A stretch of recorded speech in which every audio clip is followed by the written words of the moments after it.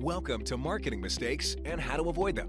Join Stacy and learn from her 20 years of experience as she shares top-notch advice on marketing best practices for brands and walks you through how to leverage entertainment content and influencer partnerships to increase your brand's overall consumer engagement and, most importantly, your sales.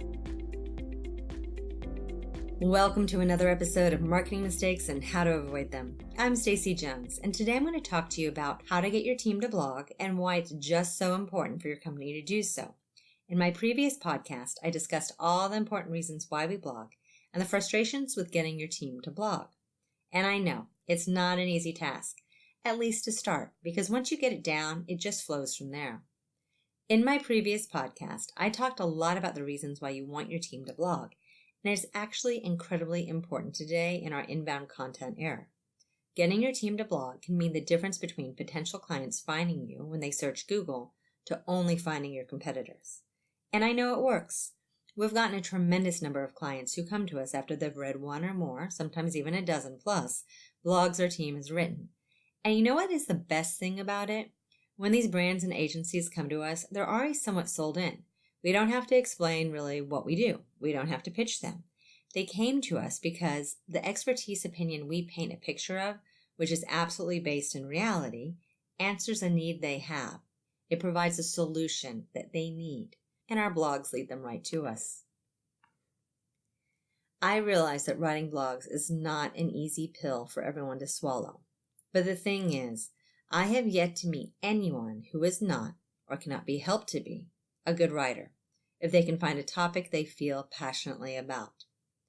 So what is this magic system we've created that gets everyone to write consistently, month in and month out? It was one born from a day that I was fed up and bluntly looked at everyone and I said, I pay you. Why won't you write? And we had a conversation. It turned out that their paycheck, or the implication that it was part of their job to write, just wasn't going to hack it.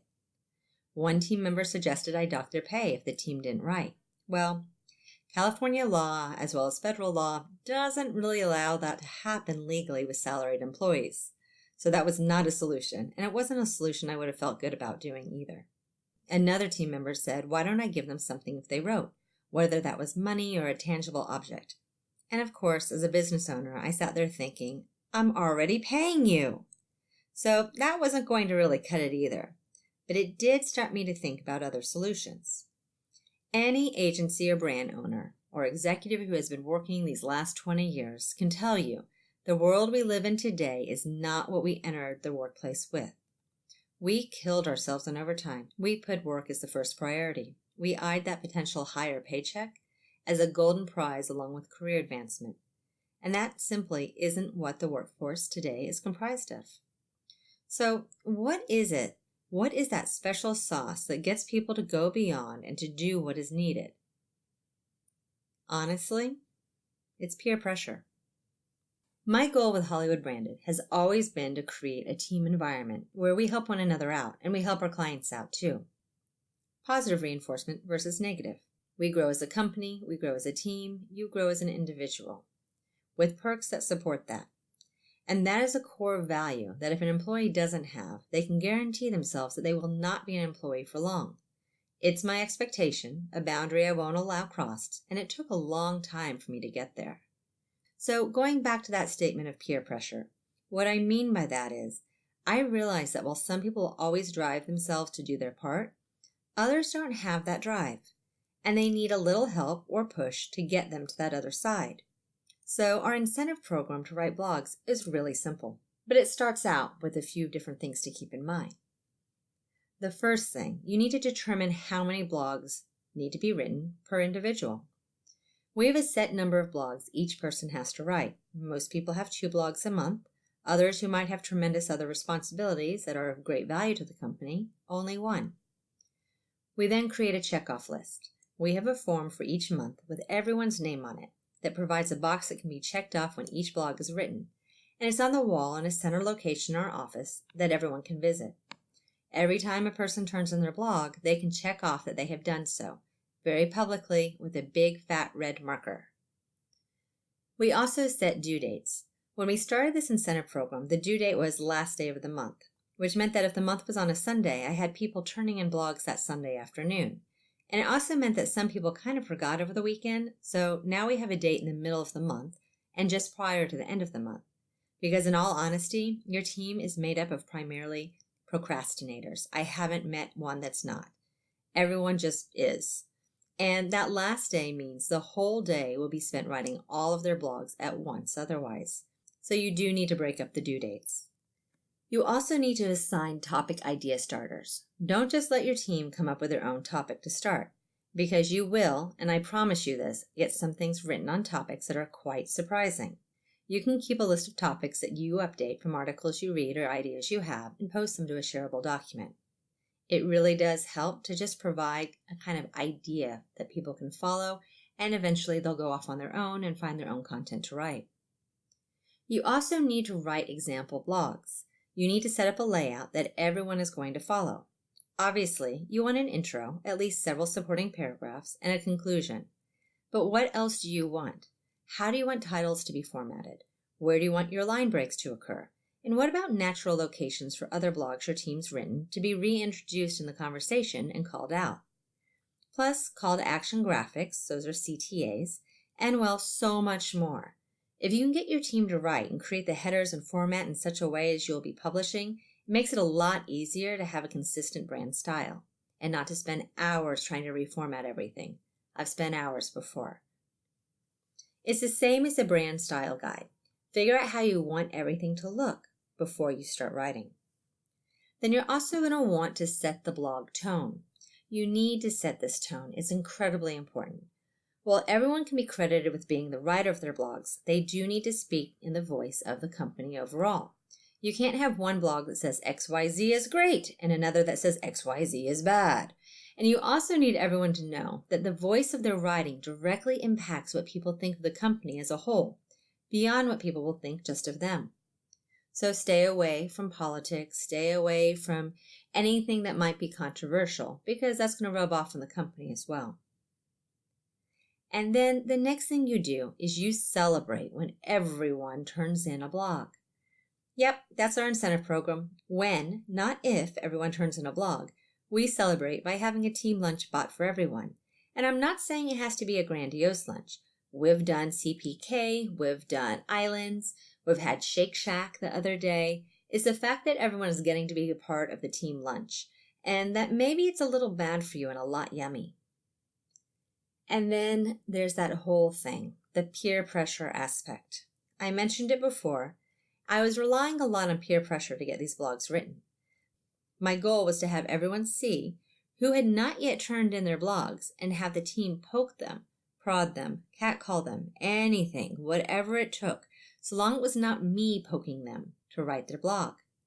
That last part had a flaw that had to be fixed. Being a team, performing as a team, growing as a team, all core values of Hollywood Branded. So the missing ingredient, the flaw that had to be fixed, was bringing in that team component. And when I say celebrate when everyone turns in a blog, that is still the magic part of this whole thing. Because when we first launched this, someone still didn't turn in a blog, despite everyone else doing so, and it was an intern. And I was faced with a decision. Do I penalize everyone or just that one person?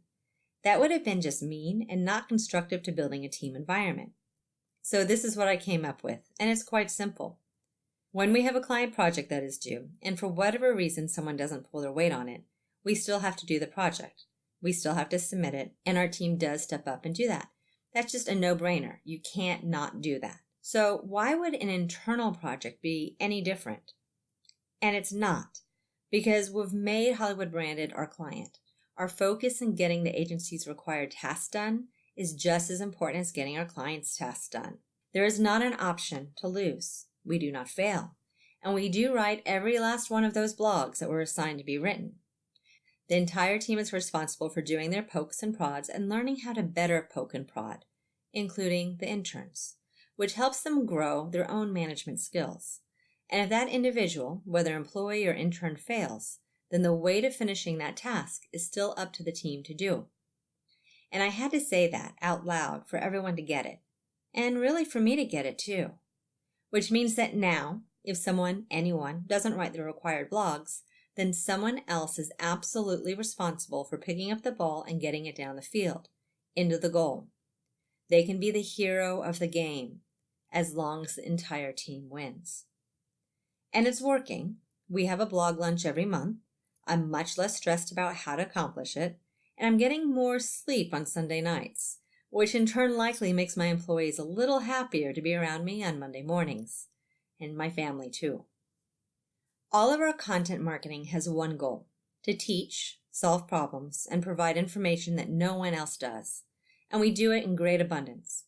In our case, we want to provide someone with the knowledge of how they're going to be spending their marketing dollars, and that they know our agency guarantee stands true, that by working with us, they will save more and get more out of the campaign that they would never know to ask for. Really, blogging is just brand-owned content.